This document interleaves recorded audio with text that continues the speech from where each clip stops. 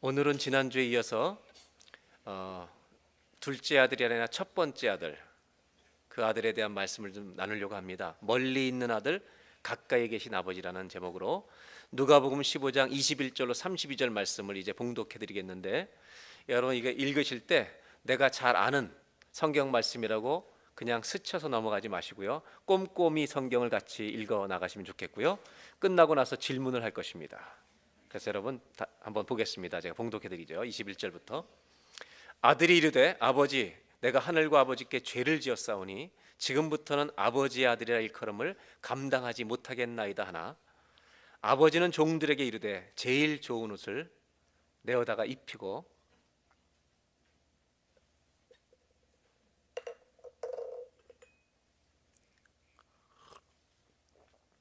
손에 가락지를 끼우고 발에 신을 신기라. 그리고 살찐 송아지를 끌어다가 잡으라. 우리가 먹고 즐기자. 이 내 아들은 죽었다가 다시 살아났으며 내가 잃었다가 다시 얻었노라 하니 그들이 즐거워하더라.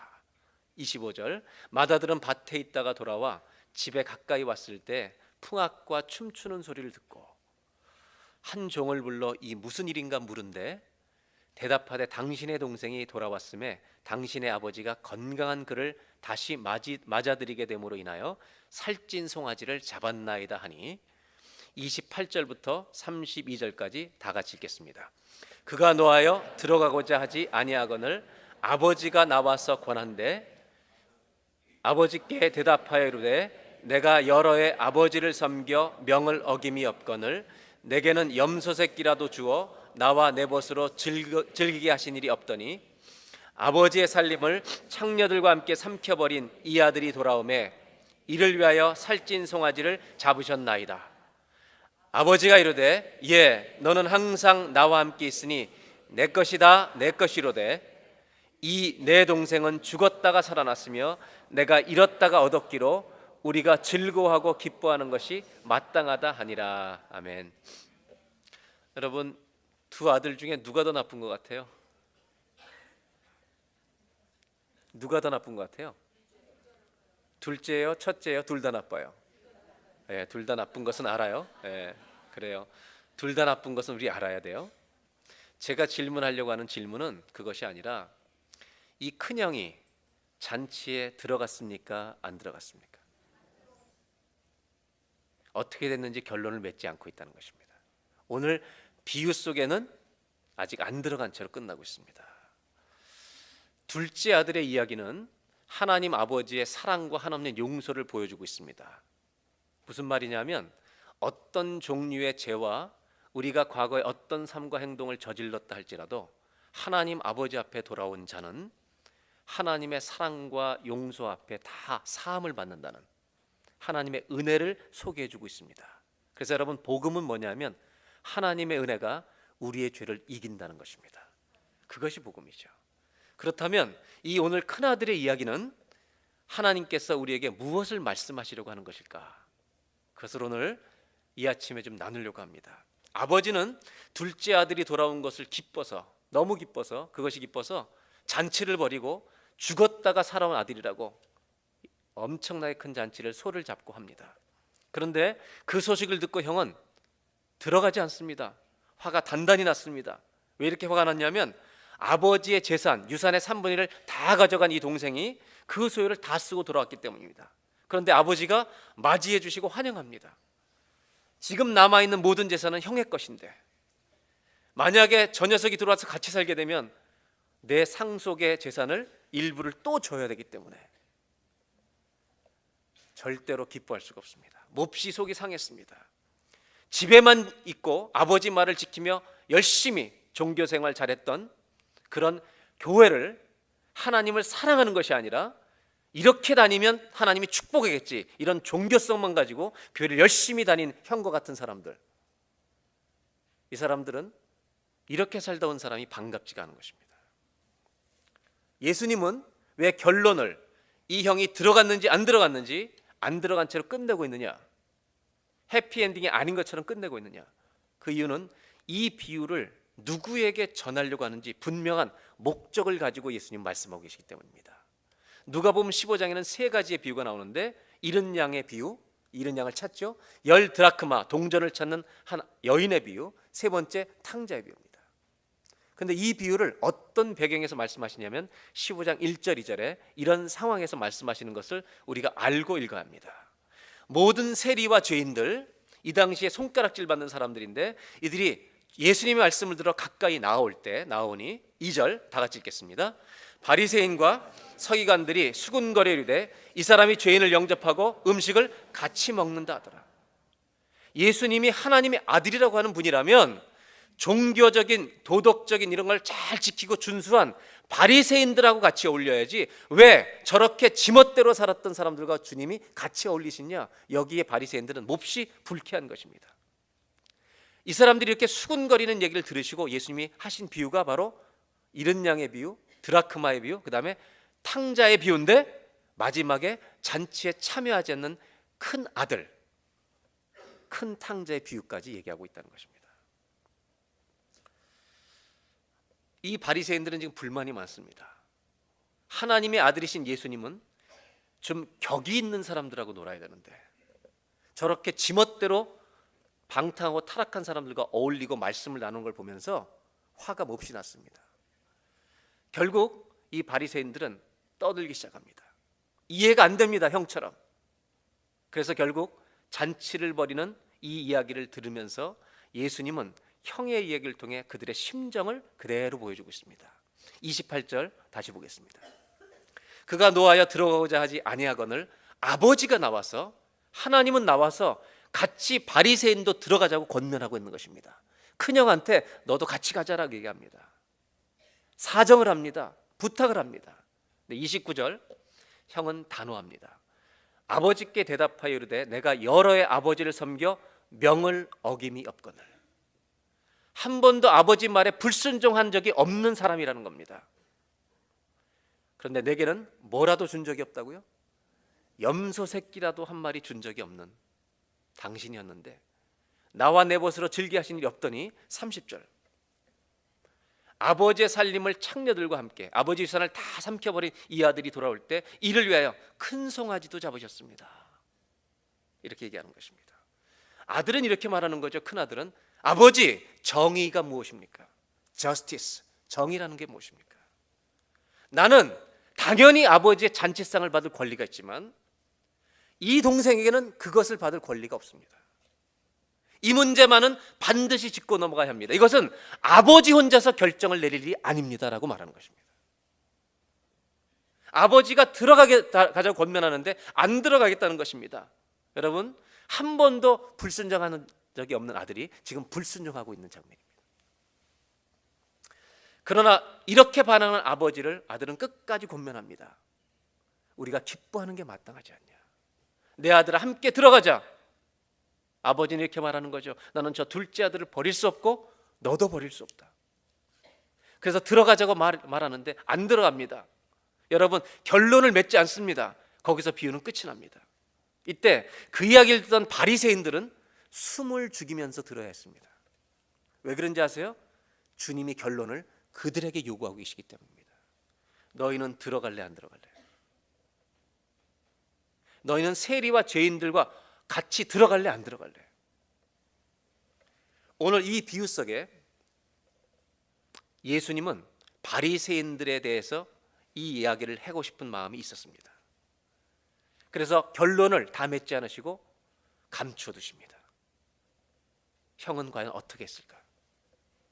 오늘 이 비유를 통해서, 큰아들을 통해서 예수님이 우리에게 가르쳐 주시라는 것이 과연 무엇일까? 아주 중요한 것을 말씀하시는데 그것은 인간의 죄의 본질에 대한 얘기를 하고 있다는 것입니다. 저와 여러분 안에 있는, 우리가 그렇게 얘기했던, 자신에게 얘기했던, 둘 다 나쁜 놈이라고 얘기했던, 거기에 우리도 포함되어 있다는 것입니다. 죄의 본질이 무엇인가? 둘째만이 탕자가 아니라 큰아들도 탕자라는 것입니다. 그냥 우리가 일반적으로 말할 때 첫째 아들은 아주 굿보이입니다. 둘째는요, 배드보이입니다. 그러나 둘 다 아버지의 마음으로부터는 멀리 있는 것입니다. 이 비유에 묘미가 있습니다. 그건 뭐냐면 이 형 말대로 나쁜 짓 다 하고 집에 돌아온 둘째 아들은 잔치에 참여합니다. 구원으로 비교하면 창기와 노란한 아들은 죄짓고 회개해서 구원에 참여하는데, 순종 잘하고 도덕적이고 교회를 한 번도 안 빠진 이 큰아들은 여전히 아버지의 잔치에 들어가지 않고 있다는 것입니다. 이 비유를 들으면서 가장 놀란 사람들은 바리새인들입니다. 자기들이 생각한 결론과 완전히 역전되어 있기 때문입니다. 여러분, 죄가 무엇입니까? 예수님은 큰아들의 태도를 통해 우리한테 죄를 정확하게 가르쳐주고 계십니다. 아버지께 불순종한 적이 없는 아들, 교회 밖을 떠나지 않고 종교 생활하면서 열심히 주의를 지키면서 하나님 말씀을 자기 나름대로 살아보려고 율법처럼 지키려고 애썼는데 그의 안에는 사랑이 없습니다. 의만 남아 있습니다. 왜 그런지 아세요? 이렇게 살면 하나님이 나를 복 주셔야 마땅하다고 생각하기 때문입니다.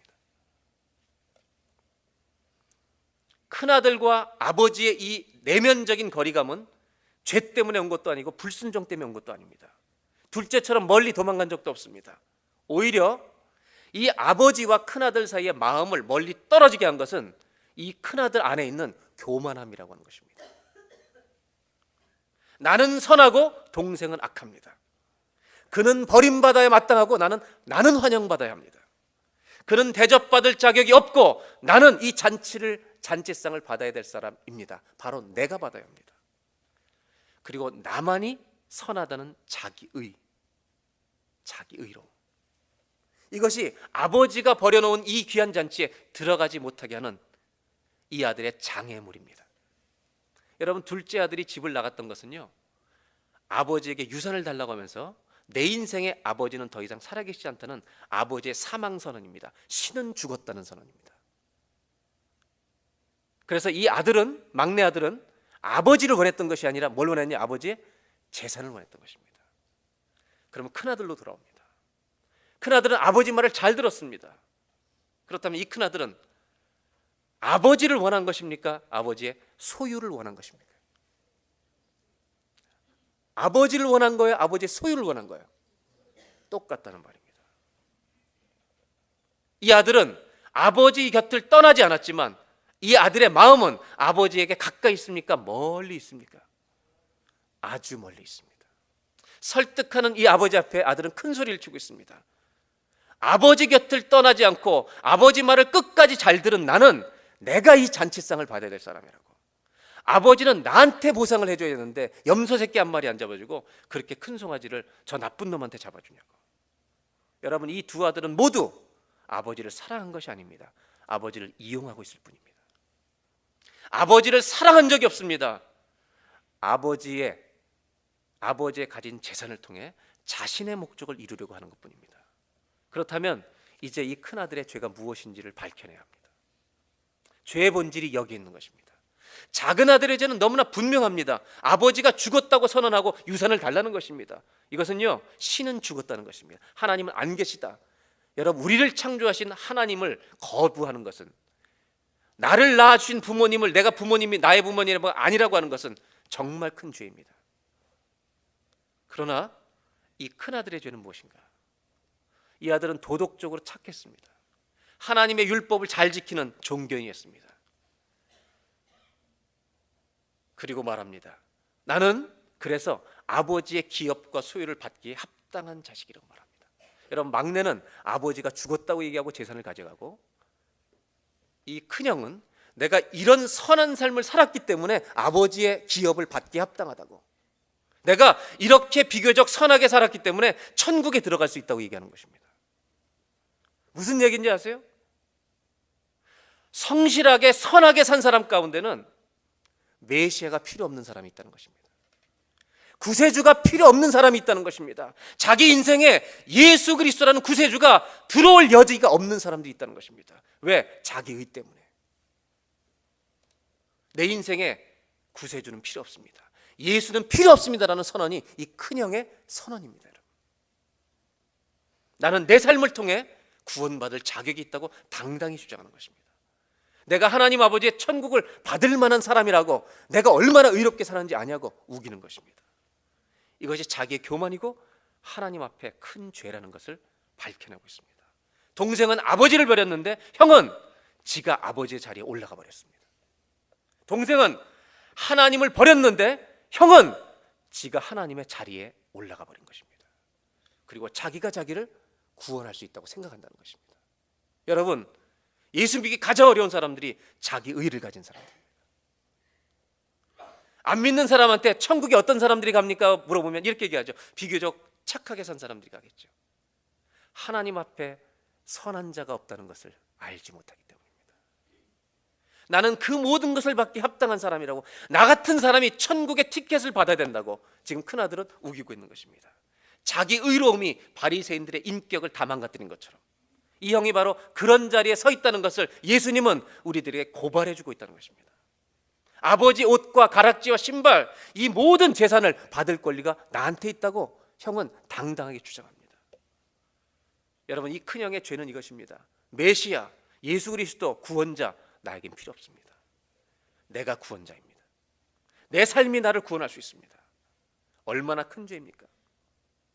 여러분, 내가 나를 스스로 천국에 들어가게 할 수 있다는 이 자신의 의로움이라는 것은 하나님 앞에 나뭇잎처럼 말라버릴 비참한 의인데, 그걸 모르고 하나님 앞에서, 거룩하신 하나님의 의로움 앞에서 내 의로 천국에 간다고 하는 이 말은 얼마나 하나님의 의를 모독하는 짓인지 아십니까?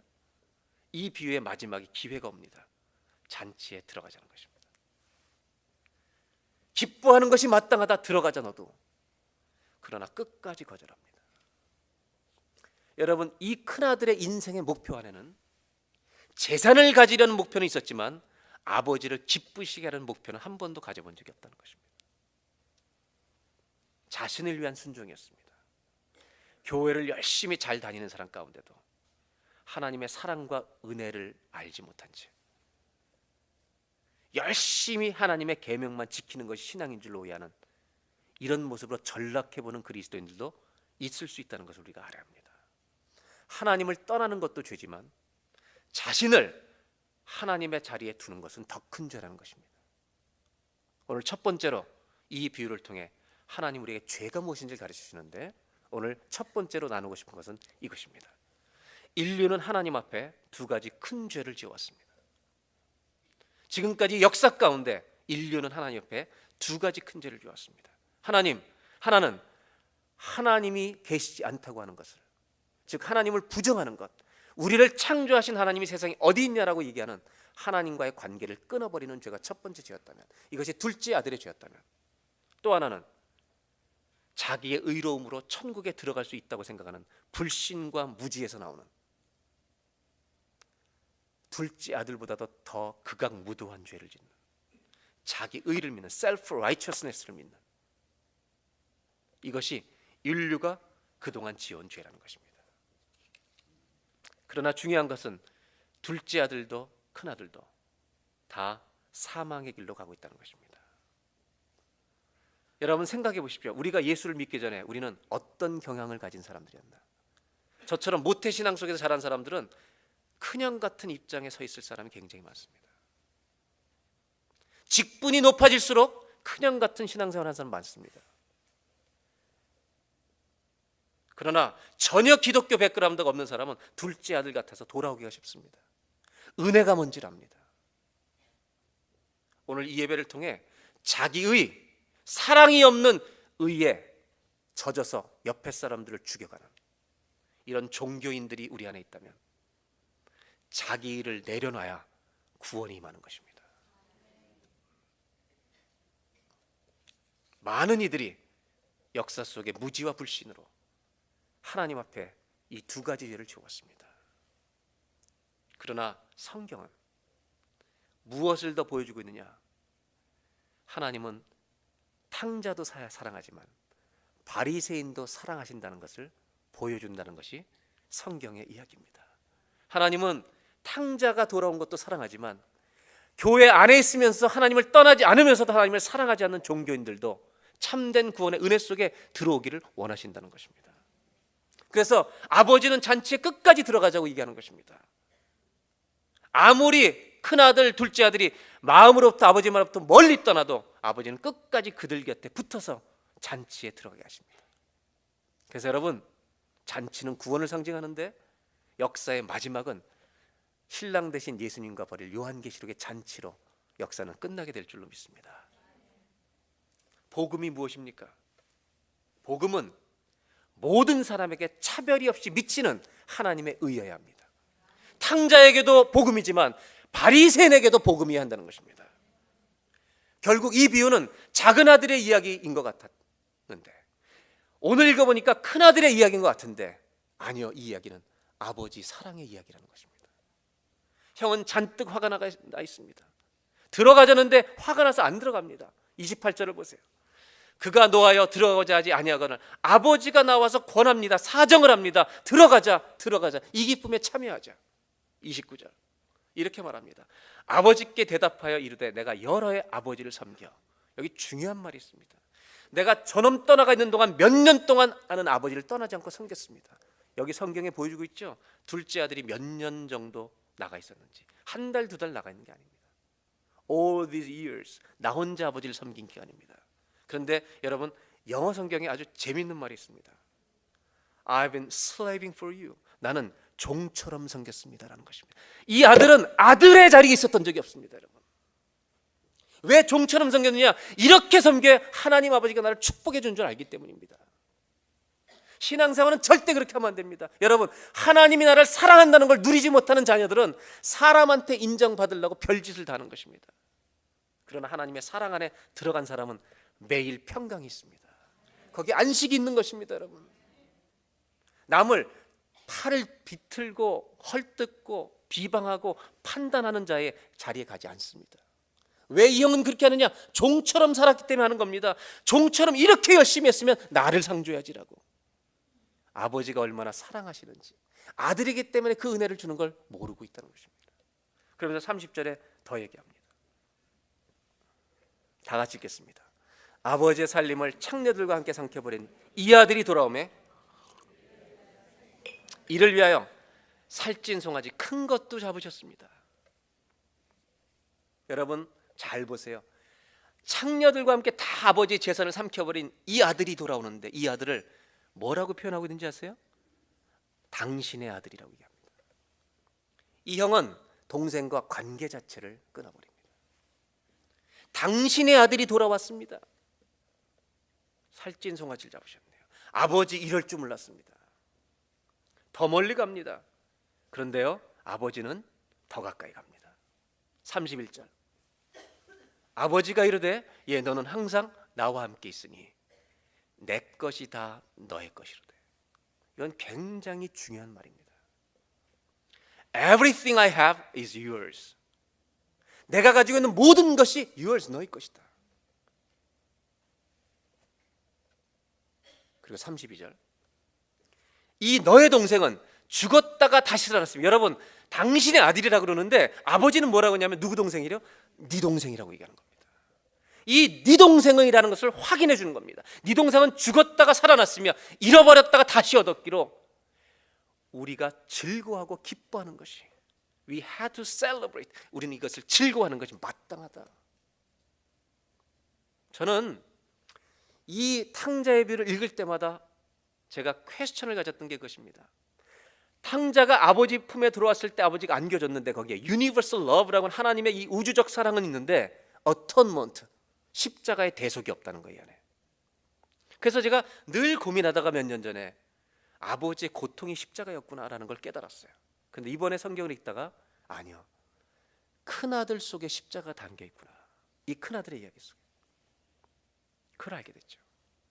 아버지가 이렇게 말하죠. 내가 가진 모든 것이 너의 것이로 돼. 여러분 우리의 구속이라는 것은 예수님 십자가의 보혈에 대가를 지불해야만 오는 것이에요. 그런데 이것이 보이지 않는 거예요. 이 비유 안에 가장 중요한 기독교의 복음을 얘기하고 있는데 큰아들을 통해서 볼 수 있습니다. 여러분 아버지는 용서하는데 형은 용서가 되어야 한대요. 다시 물어보겠습니다. 아버지는 둘째 아들을 용서하는데 형은 동생을 용서해요? 안 해요? 할 생각이 없습니다. 왜냐하면 이유가 있다는 것입니다. 여러분 용서를 받는 사람은 둘째 아들의 입장은 돈을 내고 받는 거예요? 거저 받는 거예요? 예, 여러분 이걸 이해하셔야 됩니다. 용서를 받는 사람은 free grace, 값없이 주시는 은혜를 받게 될 줄로 믿습니다. 우리가 구원받을 때 우리는 하나님의 전적인 그 free grace, 값없이 주시는 은혜를 통해서 우리는 구원받는데, 여러분 이걸 아셔야 됩니다. 용서를 주시는 분은 대가를 지불해야 된다는 것입니다. 지금 아버지가 이렇게 말합니다. 남아있는 모든 재산 3분의 2잖아요. 아버지가 운영하고 있는 것까지 다 이것이 지금 형의 것이에요. 왜? 3분의 1은 가져갔으니까. 이것이 다 네 것이다. 그러면 이렇게 말하는 거죠. 저 동생을 받아들인다는 건, 용서한다는 것은 네가 가진 것 중에 일부를 떼어서 줘야 되는, 대가를 지불해야 되는 일이라는 것입니다. 이것이 십자가 희생입니다. 그러나 이 바리새인 같은 형은 절대 손해볼 생각이 없습니다. 걔와 나는 다르다 이거예요. 나는 내 구원을 내가 얻는다 이거예요. 그래서 메시아 구세주가 필요하지 않다는 거예요. 잊지 말아야 합니다, 여러분. 용서받는 사람은 그냥 받지만, 거저받지만 용서하는 사람은 대가를 지불하는 것입니다. 형은 동생에게 재산 주는 것을 원치 않습니다. 비용 지불을 원하지 않는다는 것입니다. 왜 내 걸 줘야 돼요? 그러나 아버지는 주려고 하는데 아버지가 주는 것도 원치 않습니다. 자신에게 손해가 오기 때문입니다. 안타깝게도 이 둘째 동생은 아버지의 품에 안겼는데 참된 형이 없습니다. 형이 아니라 바리새인을 가지고 있는 것입니다. 여기 십자가 감춰져 있습니다. 아버지는 모든 것이라도 주고 싶습니다. 손해를 보더라도 더 주고 싶습니다. 자기의 것을 기꺼이 내어주시는 아버지가 있습니다. 이것이 참된 형의 모습이어야 한다는 것입니다. 용서는 언제나 대가를 지불해야 되는 것인데, 형처럼 우리의 예수님은 바리새인의 자리에 서서 우리를 바라보지 않으십니다. 큰형이 아니라 참된 형으로, 가족으로, 아버지로 당신의 것을, 모든 것을 주십니다. 그리고 예수님은 누가복음 15장에 이 비유를 말씀하신 후 십자가를 지러 골고다로 올라가십니다. 제가 아까 성경을 읽다가 갑자기 눈물이 났어요. 그래서 잠깐 그랬는데 왜 그랬냐면 제일 좋은 옷을 갖다 입히라는 구절 때문이에요. 예수님은 십자가에 가셨습니다. 골고다에 올라가셨습니다. 십자가 위에 당신의 옷은 찢김을 당해 벗김을 당했습니다. 예수님이 옷 벗김을 당해서 수치를 당하시고 그분의 거룩한 옷으로 우리의 수치를 가려주신 것입니다. 그분은 대가를 지불하신 것입니다. 우리의 죄와 수치를 덮어주시기 위해서 그분이 벗김당하는 모든 모욕을 우리 위에 당하신 것이 구원입니다. 이것을 바리새인은 모르고 있습니다. 그리고 예수님은 이 비유에 말씀하십니다. 내가 벗어서 저 죄인들에게 입혀줄 이 거룩한 하나님의 의의 옷을 생각하시면서 둘째 탕자 이야기를 하실 때 제일 좋은 옷을 갖다 입혀라. 저가 저지른 수년 동안의 죄를 다 덮어버리라. 내 의의 옷을 입혀주라고. 나는 그 비용을 지불하겠다고. 동생을 용서하기 위해서 이 비용을 치르고 대가를 지불해야 한다는 것을 바리새인들에게 가르쳐 주시는 것입니다. 예수님의 사랑과 그분의 희생이 큰아들과의 대화 속에 고스란히 묻어 있습니다. 내 것이 다 네 것인데 이것으로 동생을 살리는 일에 쓰지 않겠느냐.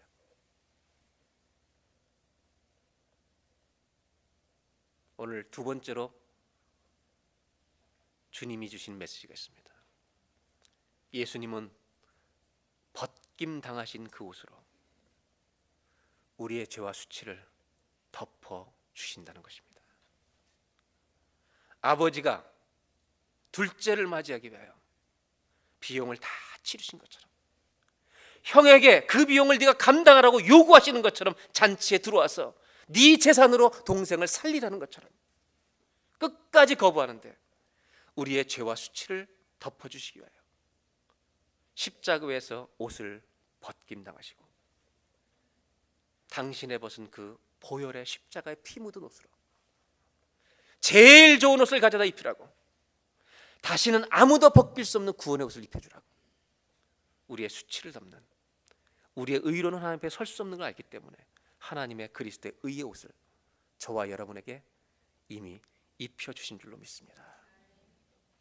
주님은 바리새인들에게 교만의 옷을 벗기를 원하십니다. 자기 의의 옷을 벗기기를 원하십니다. 종교의 옷을 벗기기를 원하십니다. 순종을 잘하는 게 중요한 게 아니다. 하나님을 사랑하지 않는데 그게 무슨 순종이냐.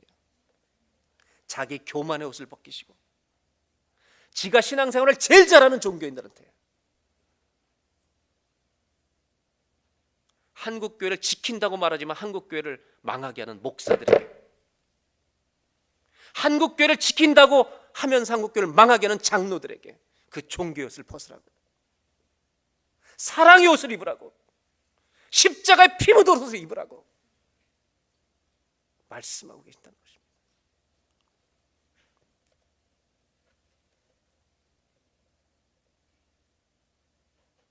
하나님을 떠난 사람이나 교만한 사람이나 차별 없는 사랑으로 하나님은 우리 옆에 계십니다. 여러분은 이 그리스도의 의의 옷을 입고 계십니까? 입으셨습니까? 그분은 대가를 지불하신 것입니다. 당신의 모든 것을 잃어버리는 대가를. 그 은혜를 잊지 말고 사는 저와 여러분, 우리 교회가 되시길 바랍니다. 마지막으로 나누는 게 이것입니다. 누가복음 15장의 세 가지 비유는 첫 번째, 잃은 양을 찾아서 잔치를 벌입니다. 기뻐합니다. 잃어버린 동전을 찾은 여인이 기뻐합니다.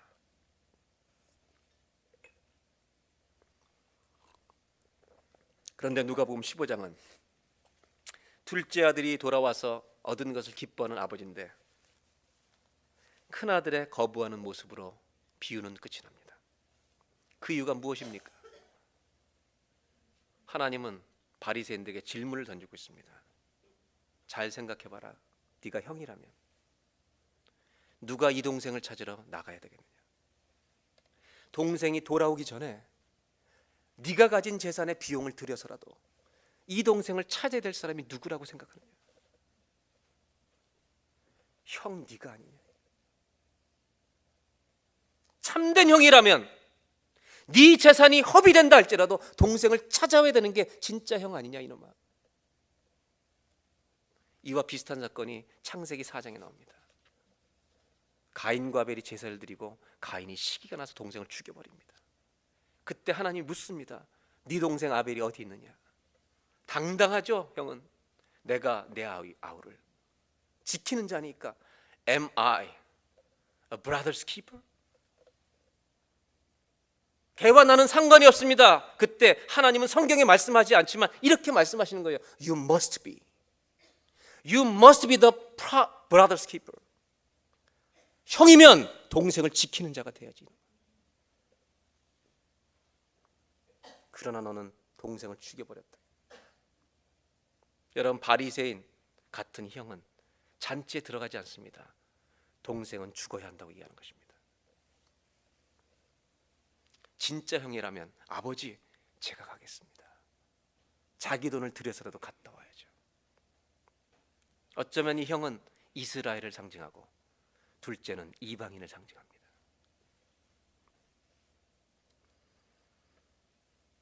우리 교회가 다음 주에 11주년을 맞이합니다.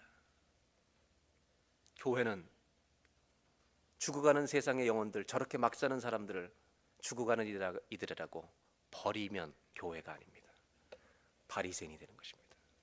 우리 교회는 우리가 가진 경비를 다 들여서라도 잃은 자를 찾아 나가는 교회가 되어야 할 것입니다. 그것이 하나님을 아는 자식입니다. 오늘 이 비유의 결론은 이것입니다. 잃어버린 자 되었을 때 누가 우리의 참된 형제가 되어줄 수 있냐는 것입니다. 세 번째 보겠습니다. 잃어버린 자 되었을 때, 우리가 길을 잃었을 때 누가 우리의 참된 형제가 되어줄 수 있습니까? True elder brother가 누구냐 이거예요. 우리가 길을 잃어버렸을 때 예수님 말씀하십니다. 아무도 찾지 않을 때 너희를 끝까지 찾을 자는 예수 그리스도, 우리 아버지 하나님밖에 없다는 것입니다.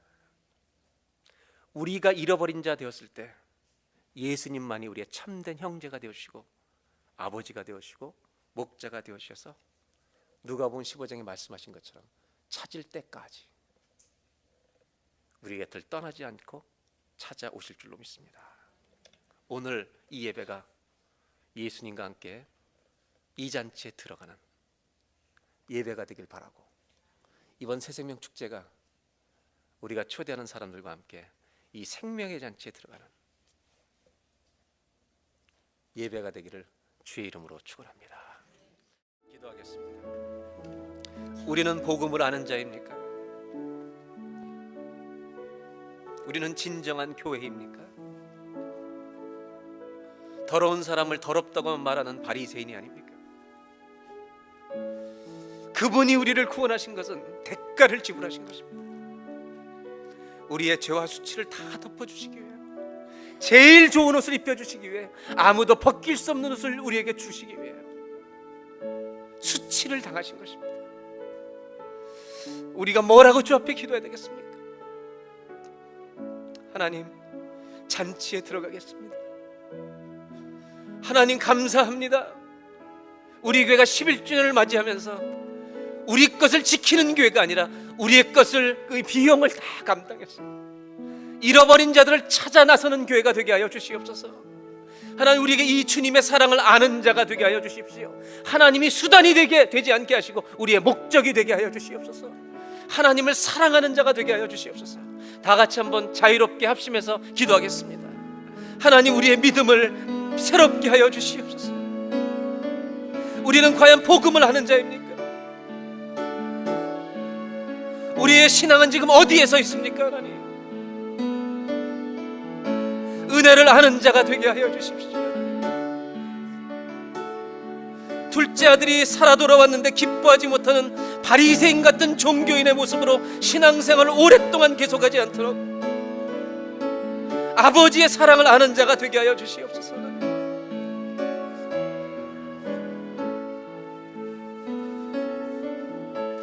제일 좋은 옷을 입혀주시기 위해서,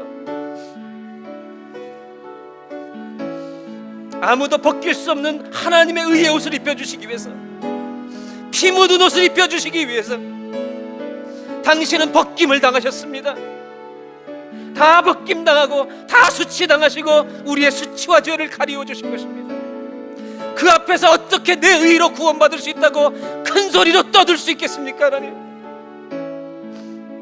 나만 잘난 것처럼 아버지 하나님, 이렇게 어리석은 목회자들이 되지 않도록, 주의 종들이 되지 않도록 이 땅의 교회를 섬기고 있는 목사들에게 은혜를 주시기를 원합니다. 하나님,